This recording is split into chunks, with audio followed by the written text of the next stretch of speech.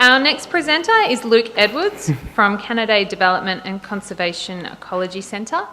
Luke is here today to talk to us about the Otways conservation dogs developing volunteers for endangered species detection. A bit about Luke. Luke developed the Otways Conservation Dogs program, a team of volunteers and their dogs dedicated to locating evidence of the endangered tiger quoll, and has volunteered for the last 10 years in urban and land search and rescue. Luke co-authored a report on how to better coordinate our national canine research and rescue resources for large-scale local, national and international disasters. This report was adopted as a federal government policy, Australian Search Dog Framework. Please join me in welcoming Luke.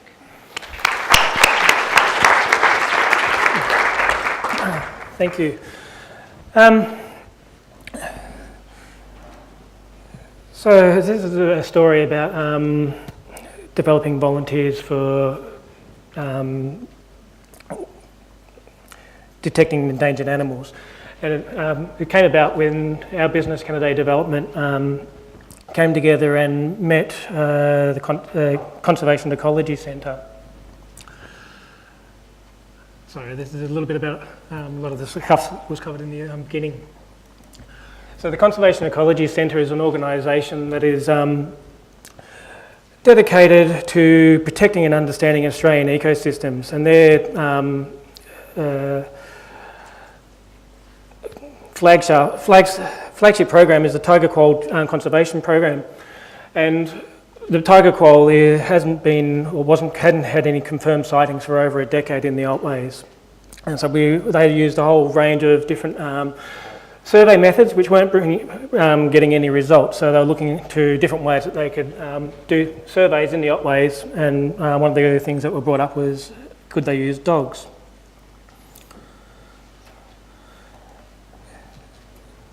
So we brought the two organisations together to have a look at the different strengths and the different specialities that we had, and we came up with the eventual goal was the Otway conservation dogs, and just looking at the different strengths that both of our organisations had. And one of the really good things that conservation has is where they're located, is that they've got a training site. So we actually train in the environment that we're going to be eventually working in with the dogs.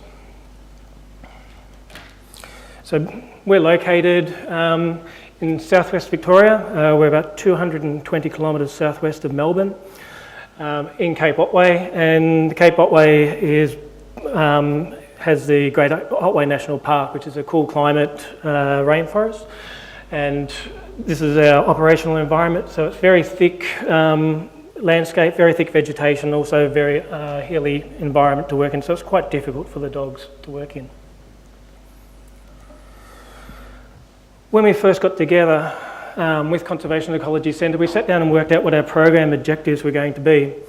And we wanted a sustainable detection dog resource for Conservation Ecology Centre to conduct surveys in the Otways for evidence of the tiger quoll.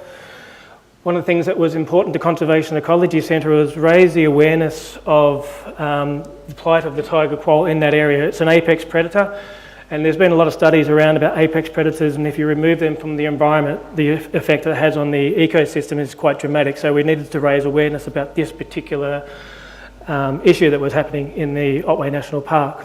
And we also wanted to make sure that we had minimal impact on our environment, acknowledging that we were putting dogs into very sensitive ecosystems.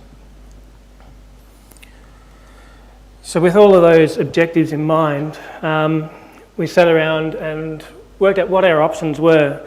There was the option of Canidae Development, training up a dog and putting up a dog to provide a dog for Conservation Ecology Centre, and I started off retraining my own personal retired urban search and rescue dog. It went well for a little while, and she really did decide that she enjoyed her retirement a lot more than working. Conservation Ecology Centre had their own dogs as well, and just their personal dogs, not dogs that were trained in anything, so we talked about different options around that. We obviously had discussions around using other dog training businesses and whether we could actually contract them into doing that. And Conservation Ecology Centre has long used volunteers for different conservation programs, and so there was a question around, can we use volunteers and dogs in this program? And my background is from search and rescue and volunteering in search and rescue. So the first thing to that was, yes, we possibly could use volunteers. So then we started weighing up these options and comparing them back to our objectives. And we started working out, okay, what were the concerns around the different options that we had. We started looking into it, and the first three options, they weren't meeting our objectives, particularly with looking at the sustainability of a program. Now, using Delta, she proved that it wasn't sustainable. She decided she wasn't going to work for us anymore in this field. So if we put all our training into that one dog, that dog falls over, the program falls over. And the same thing applied to the conservation ecology's dogs. If that dog had a dog who was 6 months old, we didn't know whether, at the end of all the training, whether or not she was actually going to be suitable. So we didn't want to put all of our eggs into one basket and make sure that the programs were sustainable. We started looking potentially if the programs did take off, having more and more dogs, and if our own businesses were looking at it, we'd have to start managing kennels. Personally, I've got 4 dogs. If I was going to train dogs in conservation as well, we'd start having 5, 6, 7 dogs. We're starting to look at managing kennels, and that's something that Conservation Ecology said it didn't want to do, something that Canidae Development didn't want to do either. As we're going through the length of the projects, now this is going to be an ongoing project. The Otways is quite a large area to be doing surveys of, and there's other areas that corals are found in, so there's possibilities for expanding this program. And we're looking at the length of the projects, the cost of the projects, and CEC had to weigh up those economic costs, and they started working out they weren't being sustainable for their business model. Along with that, Conservation Ecology Centre is putting their reputation up, so we had to ensure that whatever program that we put into place, that they're all meeting a standard of work. So we had to make sure that all the teams that we were putting out there were competent, and we could actually gauge how competent those teams were, what the levels that they were meeting, and whether those standards were actually meeting our objectives at the beginning. And a lot of that also was around the actual time commitment of the people who potentially were training the dogs. In the next slide, you'll see a video of one of the dogs working as well, just as where you can see some of the outcomes.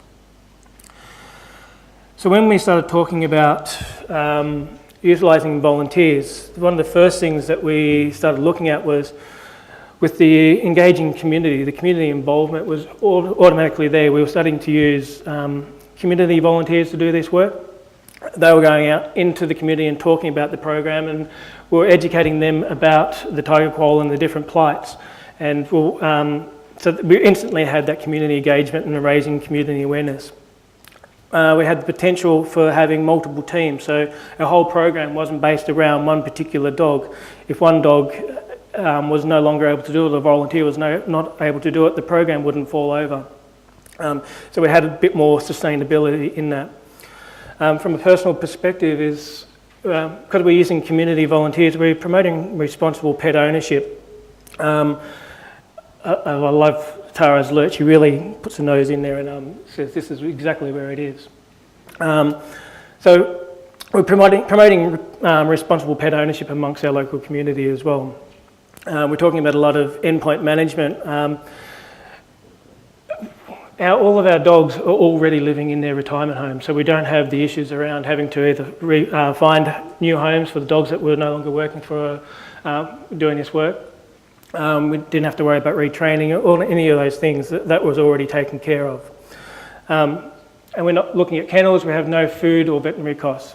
That being said, we do have a duty of care to the dogs and the handlers within our that are working in our program. So we do make sure that all of the dogs are all got their vet checks, all those sorts of things before they begin the program and right throughout the program. So this is sort of an example of the environments that we're working in. Some of the environments are actually quite a lot thicker than that as well. And Tara at this stage is 18 months of age, and she's very methodical about the way that she searches. I'll let her go through the end of this video. So we teach our dogs to do passive alerts, and there's also, depending on what the dogs, and we look at each of the dogs to see what their natural abilities are. Some dogs will go out and they have a very active where they'll, and you'll see it in one of the next dogs, is they actually go up and just point to it and keep pointing to it. So using volunteers, once we've gone through the program, hasn't been without its challenges. When we first put the call out, we got handlers that had absolutely no skills in dog training at all, and we had received dogs that were backyard dogs and had no skills whatsoever in this. We had the issues around people's availabilities and their commitment to the programs, so we had to keep that in and their commitment outside of the program as well. So a lot of the people that we're working for are working full time. Again, we're using volunteers, so we had to be able to ensure that our volunteers were able to meet a standard. So when we put these dogs out into the field, that they're capable and competent at doing their work. With the variety of people that we're getting, the tailoring individual training programs, now a lot of the philosophies that we're using are very similar to all of them, but the differences between the people and the dogs that we're using, we had to change and make sure that we're actually meeting the requirements of every single team. So the time taken overall to develop actually develop these teams was probably a lot longer, but when we started weighing up against some of the benefits, that length of time was actually quite acceptable to the organisations. And I've got down there culture, and the culture wasn't a challenge, but it is something that we did consider when we put the group together, that we wanted to have, and going back to the responsible pet ownership, is that all of our handlers are responsible for their own development. We set challenges through our training, and when we decide, okay, this is what we need to achieve, they have to come up with the different ways or think about the different ways and say, this is what I'll decide. Last training session, this was my problem. This is what do I need to achieve to get here. And then we work through individual programs to work out how we're actually going to solve each of the problems for the particular handlers. So the outcomes of all this, originally when we put the call out, we received 20 people to come along to our original assessment. Through natural attrition. We haven't asked anyone to leave the team. We haven't said anyone wasn't capable of doing this. But through natural attrition and just people's availabilities, that has filtered down to about 10 teams that are currently ongoing. Through that, we've now got 3 teams that are now ready for field surveys, with another 2 to 3 teams, hopefully that'll be ready by the end of the year. Through this program, we've worked out, and looking back again at our program objectives, is the assessment criteria and how deciding on assessment criteria that is acceptable. And we looked at different standards from New Zealand, within Australia, and okay, these are the objective criteria that we need to do to measure, to make sure our dogs are actually competently doing, and the handlers as well as doing the work. Development of deployment protocols, because we want to make sure that we're having absolutely minimal impact and highest probability of detection when we're out in the field. We had to put into place specific protocols on how we went out to the field and actually operated. So we've got a set of, pretty much the rules of engagement when we go out into national parks and that sort of thing. And through that process, there were dogs that maybe weren't necessarily suitable for field survey work, but what we found was, because of the community awareness that we did with the volunteers, is we had community members handing in scats that they'd found out in the environment. And like I said, up until over the last decade, there hadn't been a confirmed sighting until one of the local community members down in Lorne saw this strange animal leaving a nice little present on their back doorstep. They brought that scat in, and they did Conservation Ecology Centre do DNA analysis on the different scats that they handed in. So for the dogs that aren't necessarily suitable for field survey, we still run those dogs over through an assessment to say yes, they are able to identify the tiger claw scat, and we run the dogs over all the scats that are handed in from the community. And to date, all the scats that have been handed in since we've started this program, the dogs have said no, and the DNA analysis has come back as no. we've yet to just verify the other side of that yet. So hoping that works. Fingers crossed.